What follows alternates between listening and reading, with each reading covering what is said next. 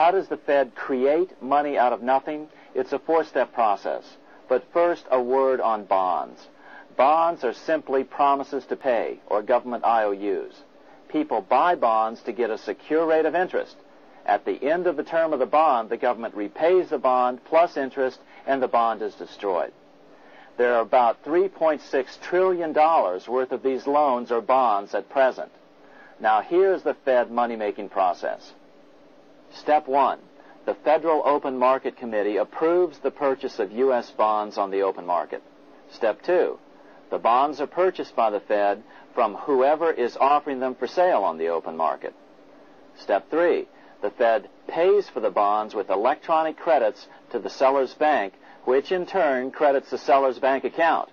The trick is that these credits are based on nothing. The Fed just creates them. Step 4. The banks use these deposits as reserves. They can loan out over 10 times the amount of their reserves to new borrowers, all at interest.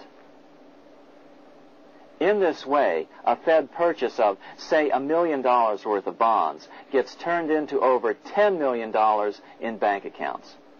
The Fed, in effect, creates 10% of this totally new money, and the banks create the other 90%. To reduce the amount of money in the economy, the process is just reversed.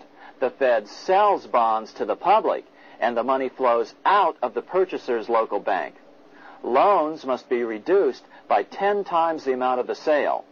So, a Fed sale of $1 million in bonds results in $10 million less money in the economy. So how does this benefit the bankers whose representatives huddled at Jekyll Island? First, it totally misdirected banking reform efforts from proper solutions. Second, it prevented a proper debt-free system of government finance, like Lincoln's greenbacks, from making a comeback. The bond-based system of government finance forced on Lincoln after he created greenbacks was now cast in stone. Third, it delegated to the bankers the right to create 90% of our money supply based on only fractional reserves, which they then loan out at interest. Fourth, it centralized overall control of our nation's money supply in the hands of a few men. Fifth, it established a central bank with a high degree of independence from effective political control.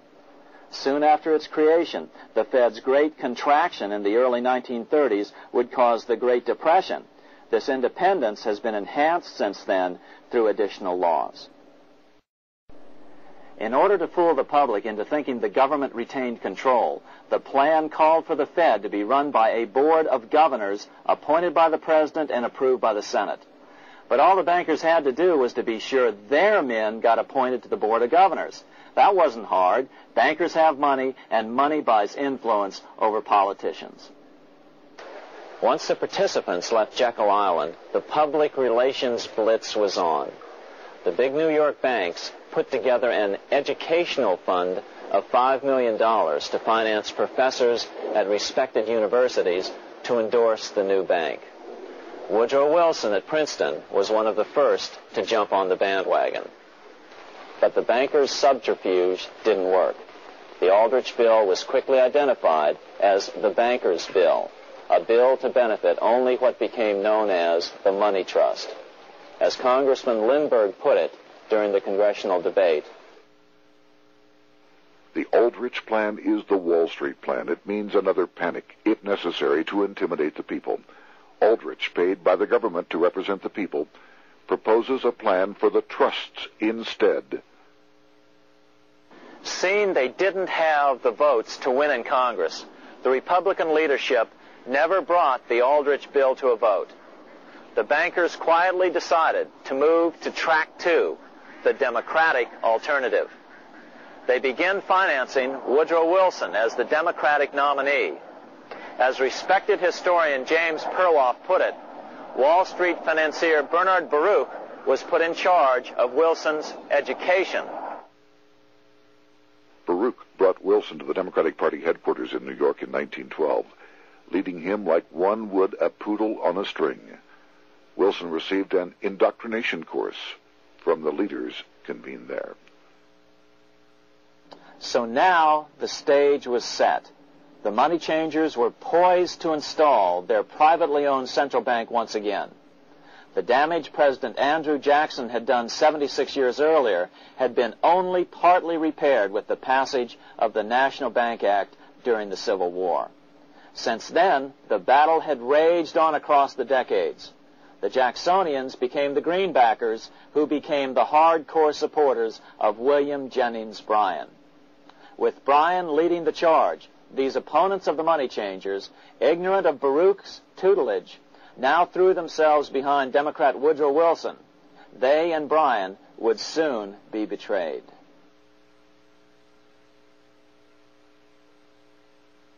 During the presidential campaign, the Democrats were careful to pretend to oppose the Aldrich bill. As Representative Lewis McFadden, himself a Democrat, as well as chairman of the House Banking and Currency Committee, explained it 20 years after the fact. The Aldrich bill was condemned in the platform. When Woodrow Wilson was nominated, the men who ruled the Democratic Party promised the people that if they were returned to power, there would be no central bank established here while they held the reins of government. 13 months later, that promise was broken, and the Wilson administration, under the tutelage of those sinister Wall Street figures who stood behind Colonel House, established here in our free country the worm-eaten, monarchical institution of the King's Bank, to control us from the top downward and to shackle us from the cradle to the grave. Once Wilson was elected, Morgan, Warburg, Baruch, and company advanced a new plan, which Warburg named the Federal Reserve System. The Democratic leadership hailed the new bill, called the Glass-Owen Bill, as something radically different from the Aldrich Bill. But in fact, the bill was virtually identical in every important detail. In fact, so vehement were the Democratic denials of similarity that Paul Warburg, the father of both bills, had to step in to reassure his paid friends in Congress that the two bills were virtually identical. Brushing aside the external differences affecting the shells, we find the kernels of the two systems very closely resembling and related to one another. But that admission was for private consumption only. Publicly, the money trust trotted out Senator Aldrich and Frank Vanderlip, the president of Rockefeller's National City Bank of New York and one of the Jekyll Island Seven, to oppose the new Federal Reserve System. Years later, however, Vanderlip admitted in the Saturday Evening Post that the two measures were virtually identical. Although the Aldrich Federal Reserve Plan was defeated when it bore the name Aldrich, nevertheless, its essential points were all contained in the plan that finally was adopted. As Congress neared a vote, they called Ohio attorney Alfred Crozier to testify. Crozier noted the similarities between the Aldrich bill and the Glass-Owen bill. The bill grants just what Wall Street and the big banks for 25 years have been striving for: private instead of public control of currency. It, the Glass-Owen bill, does this as completely as the Aldrich bill. Both measures rob the government and the people of all effective control over the public's money, and vest in the banks exclusively the dangerous power to make money among the people scarce or plenty.